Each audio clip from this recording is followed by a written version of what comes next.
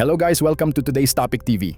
Isang viral na video ang muling nagpasiklab ng diskusyon tungkol sa di pantay na pagpapatupad ng batas matapos makuhanan ng video ang isang pulis na umano'y nagmamaneho ng motorsiklo nang walang suot na helmet sa Maynila. Sa kumalat na video sa social media, makikita ang isang traffic enforcer na sumita sa rider habang nasa isang intersection sa Sampaloc, Maynila. Kapansin-pansin na wala umanong suot na helmet ang rider at ayon pa sa ilang netizens, nakatsinelas din ito habang nagmamaneho. Habang kinakausap ng traffic enforcer ang rider, mapapansin sa video na may maikling pag-uusap na naganap. Ayon sa mga nagbahagi ng video online, ipinakita umano ng rider ang kanyang pagkakakilanlan bilang isang pulis. Sa halip na mabigyan ng traffic citation ticket, makikita sa video na nagkamayan pa umano ang dalawa bago pinayagang umalis ang rider. Dahil dito, mabilis na umani ng libu-libong reaksyon ang video. Maraming netizens ang nagpahayag ng pagkadismaya at nagsabing tila may double standard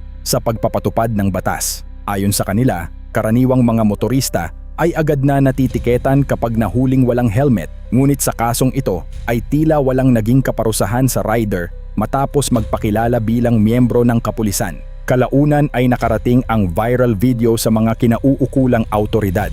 Ayon sa mga ulat, kinilala ang rider bilang si Police Staff Sergeant Arian Felix Menpin na nakatalaga noon sa Masic Police Station o Police Station 11 ng Manila Police District. Dahil sa kontrobersya, agad umanong inalis sa kanyang pwesto ang naturang pulis habang isinasagawa ang masusing investigasyon.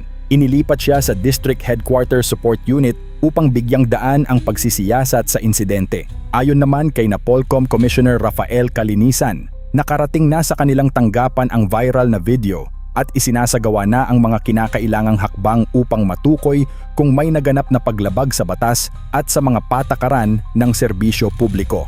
Sa kasalukuyan, nahaharap umano ang pulis sa kaukulang administrative investigation at posibleng mga kaso depende sa magiging resulta ng investigasyon. Muling naging sentro ng usapan ang Motorcycle Helmet Act na nag-aatas sa lahat ng rider at backrider na magsuot ng standard protective helmet habang gumagamit ng motorsiklo sa pampublikong kalsada. Ang batas na ito ay ipinatupad hindi lamang para sa pagsunod sa regulasyon kundi para sa kaligtasan ng mga motorista. Marami ring netizens ang nagpunto na mas mataas ang inaasahan ng publiko sa mga law enforcement officers dahil sila mismo ang nagpapatupad ng batas. Ayon sa mga komento online, mahalagang magsilbing mabuting halimbawa ang mga pulis sa pagsunod sa mga alituntunin sa kalsada. Para sa marami, ang pinakamahalagang aral sa pangyayaring ito ay ang prinsipyo na walang sinuman ang dapat nakahihigit sa batas. Maging ordinaryong mamamayan man o opisyal ng gobyerno, pare-pareho ang inaasahang pagsunod sa mga regulasyong itinakda para sa kaligtasan at kaayusan ng lahat.